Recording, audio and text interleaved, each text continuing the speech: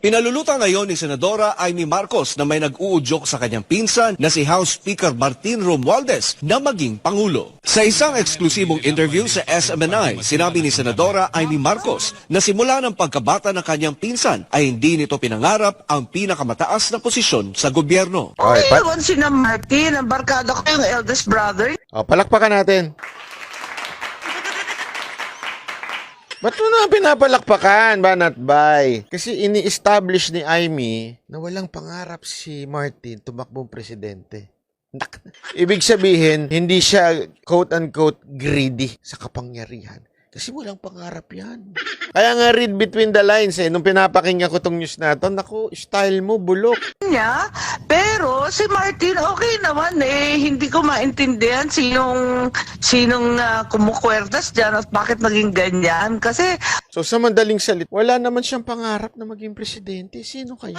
Ibig sabihin, hugas kamay ngayon si Martin Romualdez. Parang wala siyang kasalanan. May mga talagang meron lang amuyong sa tabi. O bait pa pala siya ngayon sa lagay na yan.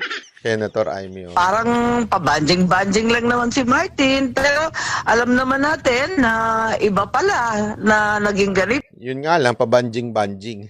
Siguro may tumutulok, may umuudyok. Biglang nagkakaganito na nagugulat naman ako. Ginawa ang paglalahad matapos iniugnay ng Senadora si Romualdez sa kontrobersyal na panunuhol sa mga botante para itulak ang charter change. Sinabi ng nakatatandang kapatid ni Pangulong Ferdinand Marcos Jr. na bagamat walang pahayag si Romualdez na nag-uugnay sa kanya sa bayaran o People's Initiative ay lumulutang naman ang mga pangalan at numero ng mga staff ng House Speaker sa nagtutulak ng tsa-tsa. Kasi ako, hindi ako naniniwala.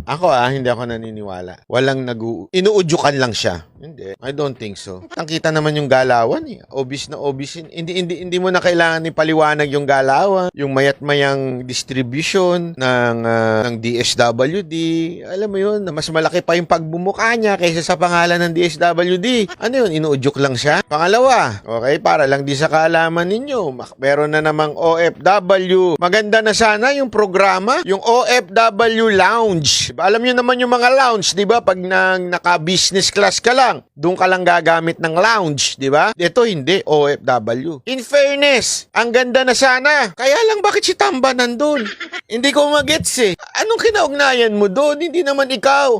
Kahit ba sabihin natin ikaw nagpasa ng budget ng etong hindi kailan pa pumapel ang speaker sa mga inauguration? Di ba hindi nangyayari yun